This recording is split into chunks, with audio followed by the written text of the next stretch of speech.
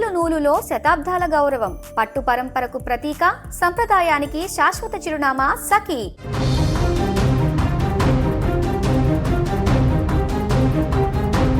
ఫలితాల విడుదలకు ముందే తమిళనాడు రాజకీయాలు రసవత్తరంగా మారాయి. ముఖ్యంగా టీవీకే అధినేత హీరో విజయ్ చుట్టూ ఇప్పుడు రాజకీయ పరిణామాలు శరవేగంగా కదులుతున్నాయి. ఎందుకంటే ఎన్నికల పోలింగ్ ముగిసింది, రికార్డు స్థాయిలో పోలింగ్ నమోదైంది. 85% మేర పోలింగ్ నమోదైంది. గతంలో ఎప్పుడు కూడా నమోదు కానటువంటి విధంగా 50 సంవత్సరాల రికార్డును బ్రేక్ చేస్తూ 25 లక్షల ఓటర్లు అధికంగా వచ్చి పోలింగ్లో పాల్గొనడం జరిగింది.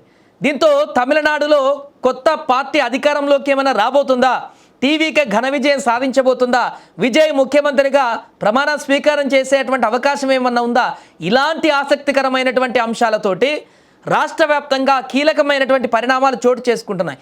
ఒకవేళ టీవీకే అధికారంలోకి రాకపోయినా కూడా పక్కా ప్లాన్ తోటి ప్లాన్ బిని అమలు చేసేటువంటి విధంగా ఇప్పటికే టీవీకే అధినేత విజయ్ దాంట్లో పావులు కదుపుతున్నట్టుగా కూడా కనబడుతుంది.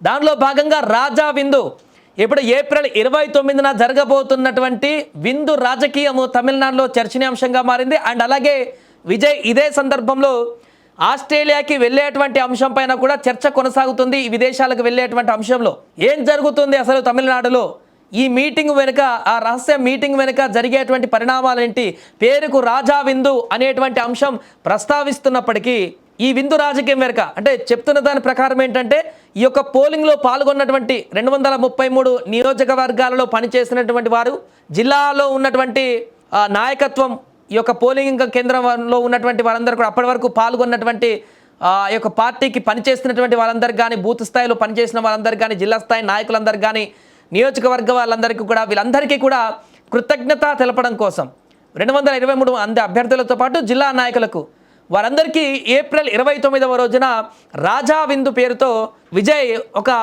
లంచ్ ప్రోగ్రామ్ అరేంజ్ చేయబోతున్నారు, విందు ప్రోగ్రామ్. అయితే ఇది పైకి కృతజ్ఞత విందులా కనిపిస్తున్నప్పటికీ కూడా ప్లాన్ బిలో భాగంగా దానికి సంబంధించినటువంటి అంశాలను దీంట్లో ప్రధానంగా మాట్లాడుకునేటువంటి అవకాశం ఉంది ఈ భేటీలో అనేది ఇంటర్నల్గా తెలుస్తున్నటువంటి విషయం. ఎందుకంటే ఇప్పటికే ఎక్స్పర్ట్స్ చెప్తున్నటువంటి, పొలిటికల్ ఎక్స్పర్ట్స్ చెప్తున్నటువంటి అంచనాల ప్రకారం అన్నాడీఎంకే పట్టుకోల్పోయినటువంటి దక్షిణ తమిళనాడులో ఉన్నటువంటి అనేక జిల్లాలలో కూడా ఇప్పుడు టీవీకే చాలా బలంగా పుంజుకుంది.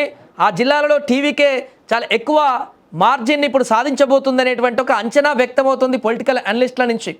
అండ్ అలాగే రాజధాని చెన్నైలో కూడా చాలా నియోజకవర్గాలలో, తమిళనాడులో రాజధానిగా ఉన్నటువంటి చెన్నైలో చాలా నియోజకవర్గాలలో విజయ్ ఇంపాక్ట్ చాలా స్పష్టంగా ఉండేటువంటి అవకాశం కనిపిస్తుంది.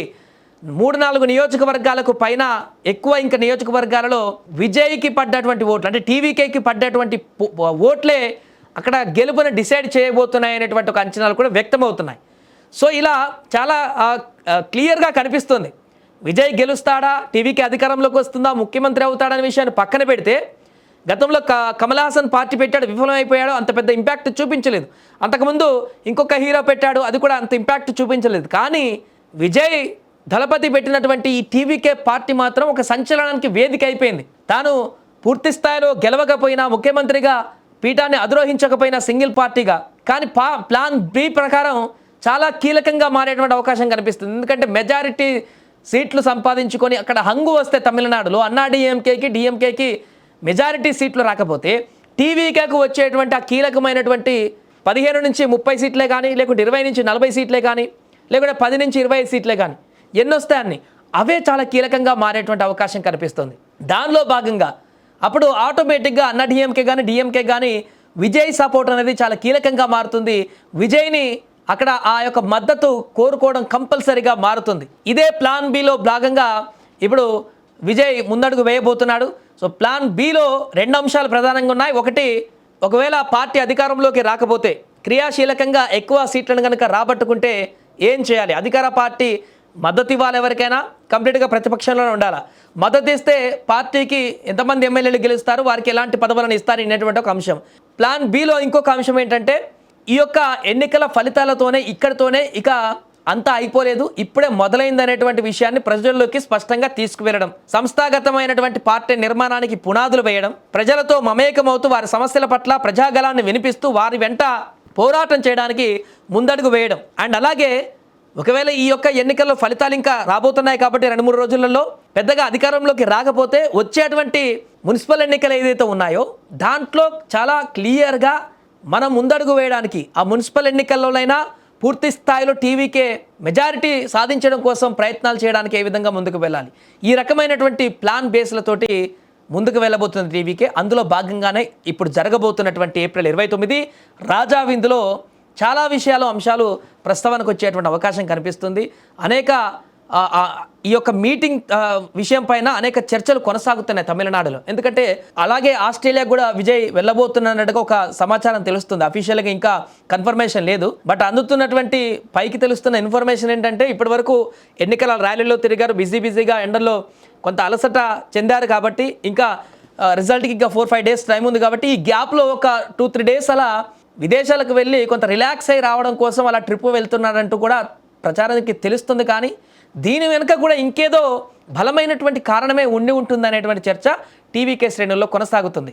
విజయ్ ఈ టైంలో 4-5 రోజుల్లో ఫలితాలు ఉన్నటువంటి సమయంలో అక్కడికి వెళ్తున్నారంటే ఇక్కడ రాజకీయ వ్యూహాలకు సంబంధించినటువంటి అంశాల కోసమేనా, లేదా నిజంగానే రిలాక్స్ మోడ్లోకి వెళ్ళడానికి వెళ్తున్నటువంటి ప్రయాణమేనా అనేటువంటి ప్రశ్నలు కూడా ఉత్పన్నమవుతున్నాయి. ఏదేమైనా కూడా తమిళ రాజకీయాలు ఫలితాలకు ముందే పోలింగ్ అయిపోయిన తెల్లారి నుంచి మొదలయ్యాయి.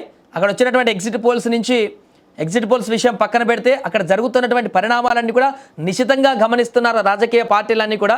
అందుకే పోలింగ్ తర్వాత నుంచి ఎక్కువ ఎవరు కూడా టీవీకేను విమర్శించేటువంటి పరిస్థితి అంతకుముందు అన్నారు. ర్యాలీలో తిట్టారు, ఎలక్షన్ క్యాంపెయిన్లో తిట్టేశారు, రకరకాలుగా విజయ్ని కూడా మాట్లాడినారు. కానీ పోలింగ్ అయిపోయిన తర్వాత అంతా సైలెంట్గా అయిపోయారు. ఇప్పుడు ఎలాంటి రాజకీయ విమర్శలు కానీ విజయ్ పైన కాంట్రవర్సీ కానీ ఇలాంటిది ఏదీ లేదు, అంత కామ్ అయిపోయింది. ఎందుకంటే విజయ్ అవసరం ఇప్పుడు అక్కడ డిఎంకేకి కానీ అన్నా డిఎంకేకి కానీ ఉంది. ఇన్ కేస్ భారీగా పెరిగినటువంటి ఈ యొక్క పోలింగ్ శాతము 25 లక్షల ఓటర్లు పెరిగినటువంటి యువత సంఖ్య ఎక్కువగా ఉన్నట్టు తెలుస్తుంది. వీరు కనుక గంపగుత్తగా విజయ్కి వేస్తే ఆశ్చర్యపోనవసరం లేదు. విజయే అక్కడ సింగిల్ పార్టీ మెజారిటీ సాధించి అధికారంలోకి వచ్చేటువంటి అవకాశాన్ని కూడా తీసి పారేయలేము. గతంలో ఇలాంటి చరిత్రలు ఉన్నాయి. ఆంధ్రప్రదేశ్లో అదే జరిగింది. అప్పట్లో సిరినటువంటి పార్టీ పెడితే తమిళనాడులో కూడా అంతకుముందు గతంలో జరిగింది. సో ప్రస్తుతానికి తమిళనాడులో జరుగుతున్నటువంటి పొలిటికల్ హీట్ అయితే చాలా ఇంట్రెస్టింగ్గా మారింది.